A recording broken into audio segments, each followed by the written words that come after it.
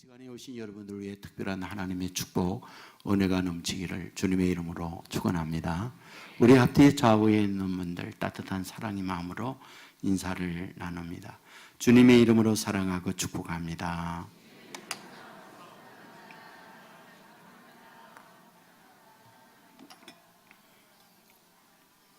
감사합니다. 저는 인류 역사에 있어서 가장 어리석은 거래, 상행위가 있었다면 러시아가 알래스카를 미국의 헐값에 판 것이다, 이런 생각이 듭니다. 이 알래스카는 대한민국 한반도 남북한을 합쳐서 그 땅보다 7.8배나 큰 땅입니다. 그리고 그곳에 매장되어 있는 석유, 이것을 돈으로 환산하면 250조 원의 가치를 갖고 있다고 합니다. 석유 매장만이 아니라 그곳에 니켈, 금, 그리고 석탄, 이런 천연 자원들이 석유보다 더 많이 매장이 되어 있는 보물의 땅이다, 이렇게 얘기합니다. 그것만이 아니라 그 주변에 바다를 통해서 얻어지는 물고기, 어획량, 이거는 대단합니다. 천연 자원이라는 것은 채취하면 그걸로 끝나는데 바다에 있는 물고기는 잡아도 다음 해 또 새끼를 낳아서 또 많은 물고기들을 계속해서 채취할 수 있는 그런 곳입니다. 그것만이 아니라 군사적, 지리적 환경이라는 것은 대단한 곳입니다. 이것을 얼마에 팔았느냐? 720만 불에 팔았습니다. 720만 불, 그러면 감이 안 오잖아요. 이것을 한국 돈으로 바꾸면 78억 원 정도. 78억 원 정도 그러면 우리 교회 건물 땅보다 훨씬 더 싼 값이에요. 그 어마어마한 것을 우리식으로 똥값에 판 거예요. 이 말이나 됩니까? 왜 그랬을까요? 이런 바보 같은 거래를 왜 했을까요? 한마디로 말하면 몰라서 그래요. 당시에는 얼음덩어리였어요. 그 안에 무슨 선한 것이 있겠느냐. 그래가지고 그것을 헐값에 판 거예요. 여러분, 이것은 그때 당시만 낸 게 아니고 지금도 마찬가지예요. 우리 교회에 몇 해 전에 정태기 목사님이 오셔서 부흥했어요. 그때에 그분이 자기 고향에 이야기했거든요.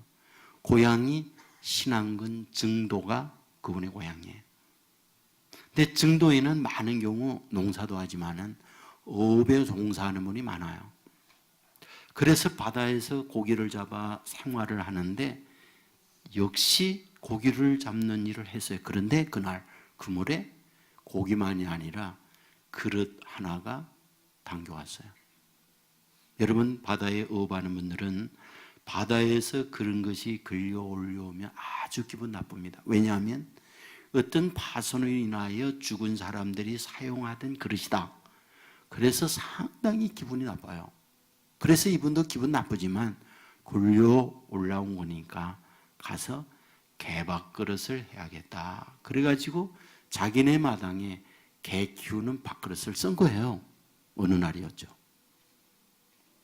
그 동네에 여행을 왔던 서울의 사람이 그 개밥그릇을 보니까 예로스럽지 않아요. 그래서 그거를 다른 좋은 개밥그릇 살 2배를 주고 그걸 샀어요. 그걸 서울 종로에 꼴통품 가게에 갔더니 그걸 얼마에 팔았느냐? 3억 5천에 팔았어요. 그 당시에 강남 40평 아파트가 1,500에서 2천만 원 할 때예요. 우리식으로 눈알 뒤집히잖아요. 왜 이런 바보 같은 짓 합니까? 모르니까. 보물인 줄 몰라요. 사실 오늘 본문에서 이거를 얘기하려는 거거든요. 보물에 관한 부분을 말씀하려고 하는 거거든요. 여러분, 말씀의 배경, 여기에서 어떤 부분을 말씀하려는 걸까요? 예수님께서 자기 소개하는 거예요. 나 이런 존재야. 그 자기를 얘기해요. 이것을 자기 변정 내지는 자기 변호라고 말할 수 있거든요. 내가 누구냐? 얘기해요. 아버지와 나는 하나다. 아버지가 하는 일 나도 한다. 그걸 얘기합니다. 19절에 보면 아들이 아버지께서 하시는 일을 보지 않고는 아무것도 스스로 할 수 없나니 아버지께서 행하시는 그것을 아들도 그와 같이 행하느니라. 하나님 아버지의 권세, 하나님의 능력 나도 행한다. 그리고 아버지가 하고자 하는 모든 일 아들에게 보여주었고 그거를 나에게 위임해 줬다. 20절에 아버지께서 아들을 사랑하사 자기가 행하시는 것을 다 아들에게 보이시고 또 그보다 더 큰 일을 보이사 너희로 놀랍게 여기게 하시리라. 아버지가 하는 그 일보다 더 놀라운 일을 나에게 주었고 내가 너희들에게 행할 터이니 그것 때문에 너희들은 거의 기절할 거다. 이렇게 말하죠. 그리고 아버지가 죽은 자 살리는 것처럼 아들 나도 죽은 자 살리는 능력자다. 21절에 아버지께서 죽은 자들을 일으켜 살리신 것 같이 아들도 자기가 원하는 자들을 살리시노니라. 그리고 아버지가 심판주인 것처럼 아들도 심판자다. 22절에 아버지께서 아무도 심판하지 아니하시고 심판을 다 아들에게 맡기셨다. 27절에 인자됨으로 말미암아 심판하는 권한을 아들에게 주셨느니라. 여기서 뭘 얘기할까요? 나 이런 존재야. 그리고 자기 소개, 자기 변증을 하는 내용이다. 그런 얘기예요. 묻겠어요. 왜 예수님이 그러는 거죠? 왜 예수님이 자기 일을 이렇게 사람들에게 얘기하는 걸까요? 굉장히 중요한 부분이 19절 시작 그거를 말해주고 있어요. 19절 시작에 그러므로 예수께서 그들에게 이르시되 이렇게 기록해요. 그러면 예수님께서 그들에게 이 변정, 나 소개를 할 때 여기서 말하는 그들이란 누구일까요? 누구를 여기서 말하려고 하는 걸까요? 이 말씀의 배경이라는 것은 계속해서 말씀을 드리지만은 5장 앞부분에 연속된 말씀이에요. 5장 앞부분에 어떤 말씀이 있습니까? 예수님께서 베데스다에 갑니다. 그곳에서 38년 된 병자를 만나서 능력으로 병을 고칩니다. 그리고 난 이후 어디로 갑니까? 성전에 가죠. 성전에서 이 병자와 예수님이 만나요. 그리고 주위에 있는 유대인들에게 자기 병을 이분이 고쳤다라고 예수님을 소개합니다. 그때 유대인들이 예수님을 공격해요. 공격 내용이 뭡니까? 안식일에 하지 못할 행위, 중노동을 했다. 안식일 범했다. 율법을 범한 죄다. 이렇게 얘기해요. 그 말을 들었던 예수님께서 그들에게 이렇게 말하죠. 내 아버지께서 이제까지 일하시니 나도 일한다. 그러니까 안식에 안식하지 못하는 그들을 위해서 하나님이 일하고 안식해 하니까 나도 안식을 주기 위하여 그 일을 하고 있다. 이렇게 얘기했어요. 그러자 18절에서 이렇게 말하죠. 유대인들이 이로 말미암아 더욱 예수를 죽이고자 하니 이는 안식일을 범할 뿐 아니라 하나님을 자기의 친아버지라 하여 자기를 하나님과 동등으로 삼으심이로라. 안식일을 범하는 율법의 불법자가 될 뿐만 아니라 하나님을 자기와 동등으로 여긴다 라고 하면서 예수님을 죽이려고 한다라는 거예요. 그런 상황에 있을 때 예수님께서 그러므로 그들에게 이르시되 라고 하면서 이 말씀을 하고 있다는 거예요. 그러면 그들에게 말씀을 하는 예수님께서 자기 소개를 할 때 내용이 뭡니까? 내가 어떤 존재냐? 나는 죽은 자도 살리고 절망하는 이에게 희망을 주고 두려워하는 이에게 담대하게 만들고 미련한 자에게 지혜도 주시고 땅에 사는 이로 하여금 하늘의 소망을 갖고 살게 하고 지옥 갈 인생을 천국 가게 하는 능력자다. 이것은 나로 말미암아 이루어진다라고 하는 자기 보배로운 존재를 소개해요. 왜? 그들이 이 사실을 모르고 보물을 보물로 여기지 않고 있기 때문에 그렇다는 거예요. 오히려 쓰레기와 같이 예수님을 죽이려고 해요. 그리고 그 보물을 받지 못하도록 만들어요. 그것은 저주예요. 그것은 불행이에요. 그것은 암매하여 모르기 때문에 그 보물을 헐값에 팔아버리는 알라스카, 그리고 그 골동품과 같이 바보스럽게 판매하는 행위와 같다. 그러므로 너는 나를 바로 알라. 이것을 말해주려는 게 본문이다. 그런 얘기입니다. 자, 그렇다면 여기에서 이런저런 말씀을 많이 하지만 핵심적으로 한마디로 예수님은 어떤 분이라고 말씀하려는 걸까요? 내가 메시아라는 사실을 말해주려고 하고 있다. 그런 얘기예요. 여러분, 우리는 앞으로 가면 39절에서 너희가 성령에서 영생을 얻는 줄 생각하고 성경을 연구하거니와 이 성경이 곧 내게 대하여 증언하는 것이니라. 성경이 뭐냐? 창세기부터 요한계시록까지 사실은 나에 대하여 증거하는 거다. 그걸 얘기해요. 특별히 46절에 보면 모세를 믿었더라면 또 나를 믿으시리니 이는 그가 내게 대하여 기록하였습니다. 너희가 안식일을 중요하게 여기면서 나보고 안식일 범했다고 하는데 그 안식일은 모세가 십계명을 통하여 너에게 준 말씀이 아니냐? 그 모세를 너희를 한 말을 굳게 믿고 있지 않느냐? 정말 모세가 한 말을 믿었더라면 정작 나를 믿었어야 맞는 말이야. 왜? 모세가 한 건 다 나에 대하여 한 말이니까.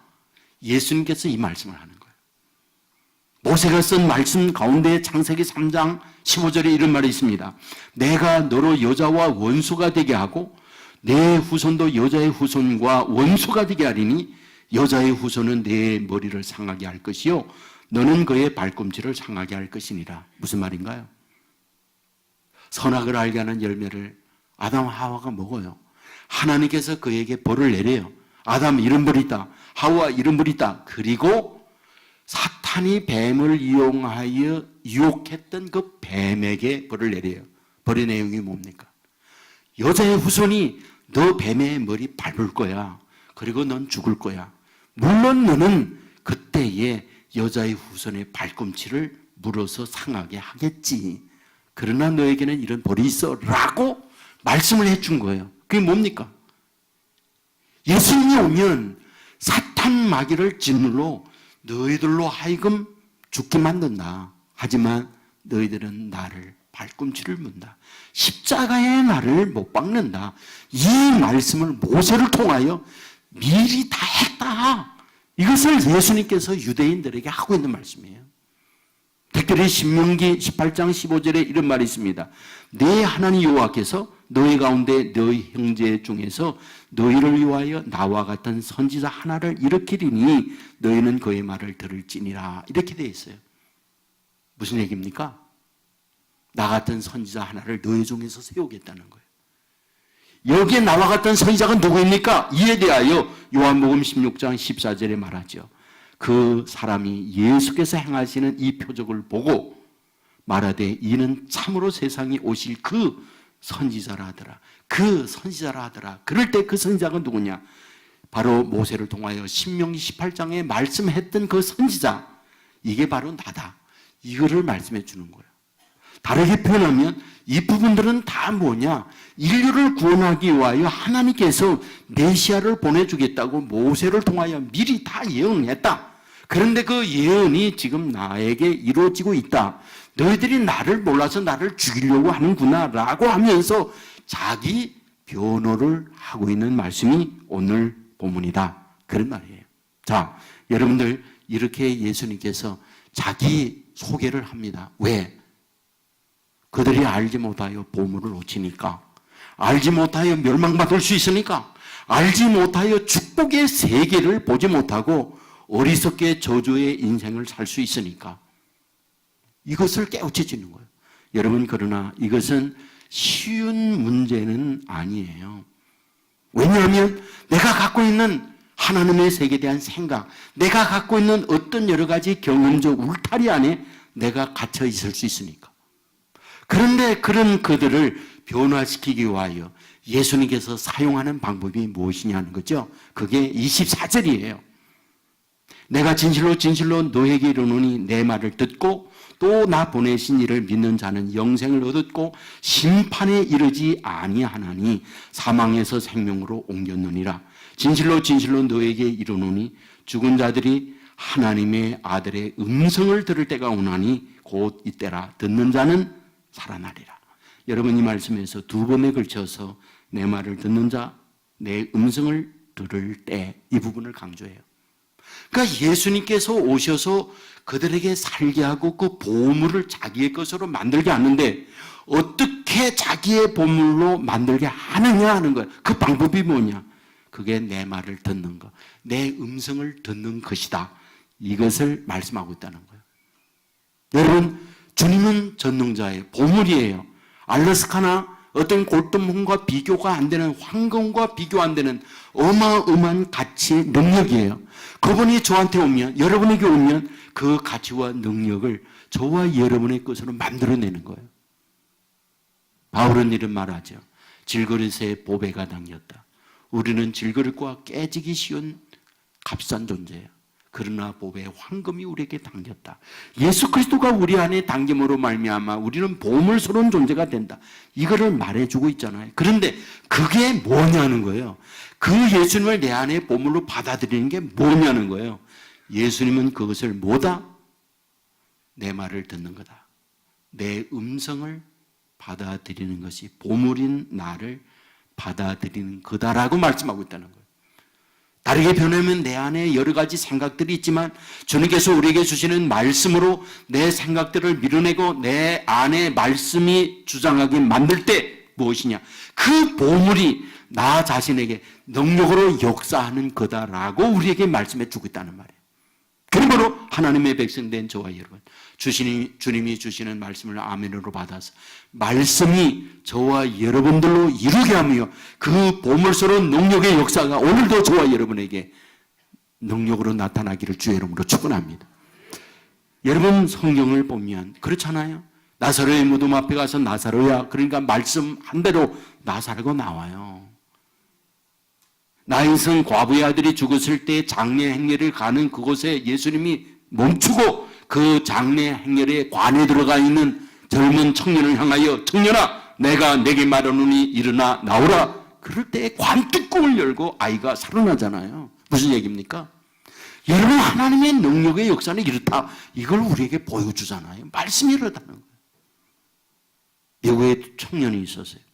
이들이 도박을 엄청 좋아해요. 여러분, 도박하면 짜릿하고 여러분 굉장히 흥분된다는 거 아십니까?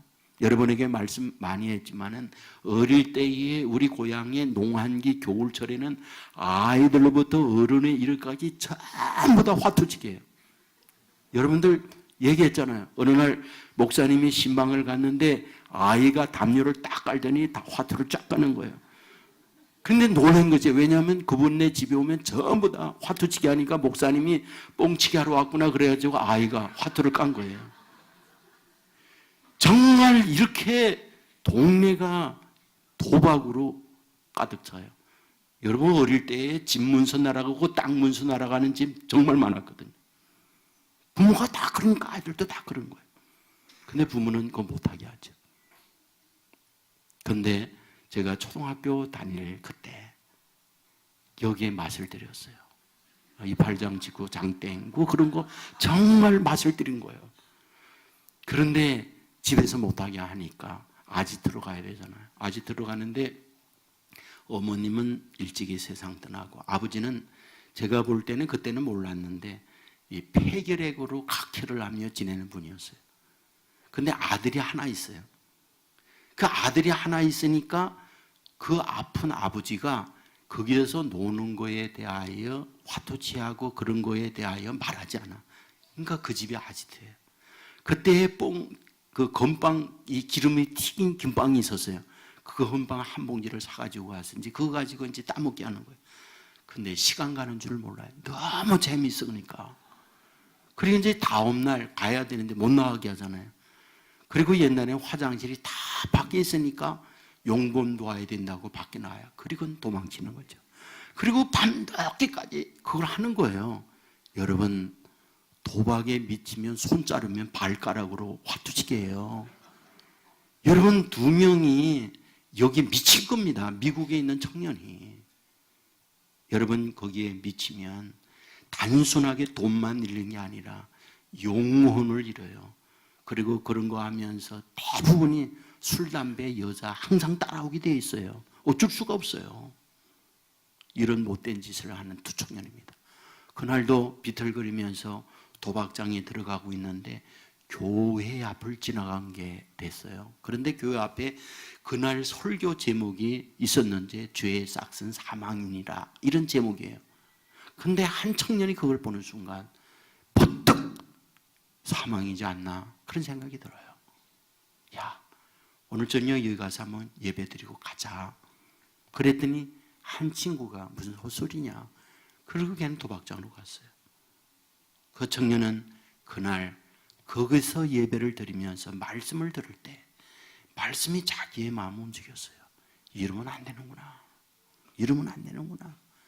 그리고 거기에서 주님께로 돌아옵니다. 놀라운 사실은 이 30년이 지난 그때 한 사람, 이 사람은 미국의 대통령이 됩니다. 그의 이름이 클레브랜트라고 하는 대통령이에요. 그 한 친구는 그때 감옥에 갇혀서 자기 친구가 대통령 취임하는 신문 기사를 읽어야 했다는 거예요. 우리에게 뭘 말해주는 걸까요? 여러분, 말씀이 우리에게 임하면 말씀은 인생을 이렇게 바꾸는 거예요. 삶을 완전히 바꿔내는 거예요. 여러분, 이런 능력의 역사, 내 안에 거함으로 말미암아 내 생각이 아니라 말씀이 저와 여러분을 주장함으로 세상의 그 어떤 것과 비교 안 되는 엄청난 가치, 축복, 이 역사가 저와 여러분 가운데 임하기를 주의 이름으로 축원합니다. 그런데 어떤가요? 지금 이 말씀을 유대인들에게 하고 있잖아요. 유대인들이 아멘하고 이 말씀을 받아들였을까요? 그렇지 않았다는 거예요. 마태복음 27장 25절에 이런 말이 있습니다. 백성이 다 대답하여 이르되 그 피를 우리와 우리 자손에게 돌릴지어다 하는 말씀이 있어요. 말씀의 배경이 뭡니까? 예수님을 십자가에 못 박혀 죽게 하기 위하여 어디를 끌고 왔느냐?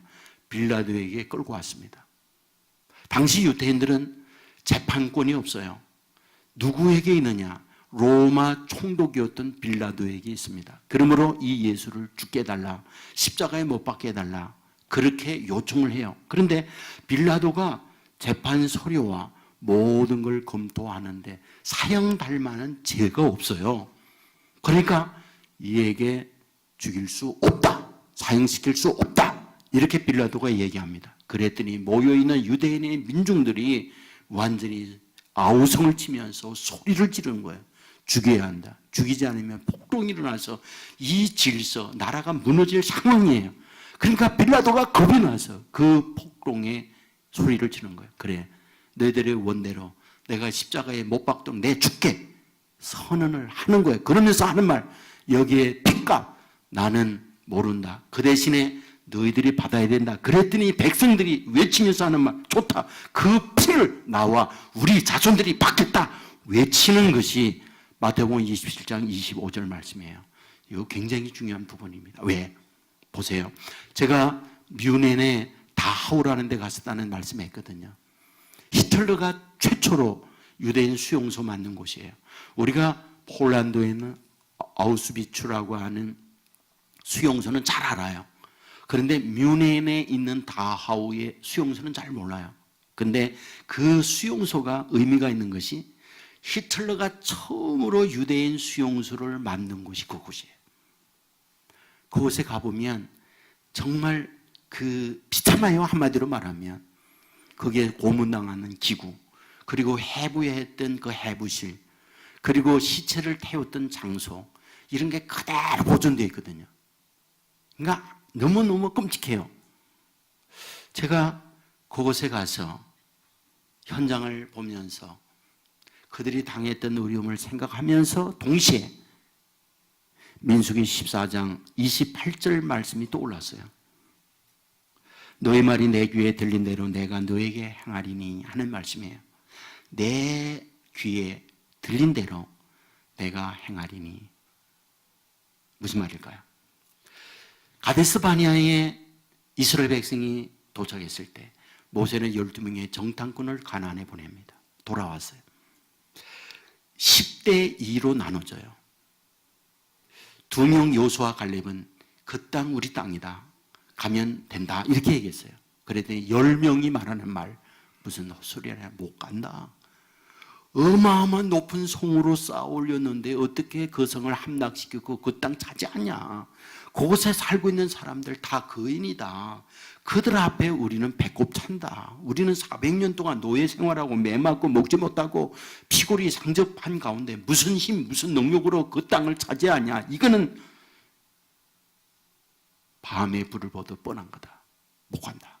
그랬더니 온 백성들이 땅을 치며 통곡하며 여기에 시체가 되게 하려고 우리를 끌어냈냐. 차라리 여기에 죽는 게 낫지. 그랬어요. 그때 하나님께서 하는 말, 너의 한 말 내 귀에 들린 대로 내가 해줄게. 이렇게 말해요. 이건 엄청난 말이에요. 아십니까? 그렇게 외쳐 원망했던 그들 40년 동안 광야 돌면서 다 죽습니다. 그리고 그 땅 간다고 말했던 여호수아 갈렙만, 그리고 광야에서 태어났던 그 사람들만 가나안에 들어가요. 여러분, 어쩌면 여기에 마태복음 27장에서 급히 우리와 우리 자손에게 돌려달라 한 그것이 어쩌면 여기에 유대인 수용소에서 이루어지고 있는 게 아닌가, 저는 섬뜩한 생각이 드는 거예요. 우연일까요? 저는 우연이라고 생각지 않아요. 여러분, 여기에서 우리에게 뭘 말해줍니까? 정말 보물을 보물로 여기지 않고 서르게처럼 십자가에 못 박았어요. 그 결과 보물을 놓치고 그 비극의 고통을 겪고 있는 말씀이라는 거거든요. 여러분, 우리가 보물을 보물로 안는 거 축복 아닙니까? 예수 그리스도는 세상의 황금, 세상의 다이아몬드, 어떤 골동품이나 알래스카와 비교 안 되는 엄청난 진리와 보물이잖아요. 여러분, 이것을 알고 그분을 모시고 그분의 지배를 받는 이것이 최고의 복이요, 축복 중의 축복이라는 것 믿으시기를 주의 이름으로 축원합니다. 여러분들, 그 사르트라고 하는 사람이 있는데 이 사람이 쓴 희곡 가운데에 닫힌 방이라는 게 있거든요. 그 닫힌 방이라는 걸 보면은 3명이 살다가 닫힌 방에 갑니다. 그 닫힌 방은 지옥이에요. 근데 지옥에서 살면서 너무 원망을 해요. 내가 무슨 잘못이 있어서 지옥 왔느냐.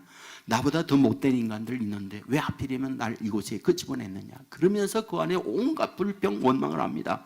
그런데 그곳에서 돌이켜보면서 그래, 내 죄값을 받는 거지 하면서 수용을 해요.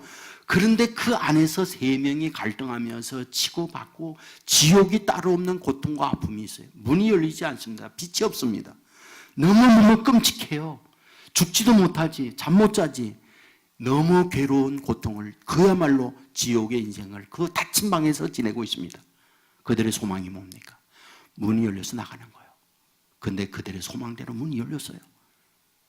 그런데 놀라운 사실은 한 명도 안 나간다는 거예요. 왜 안 나가느냐?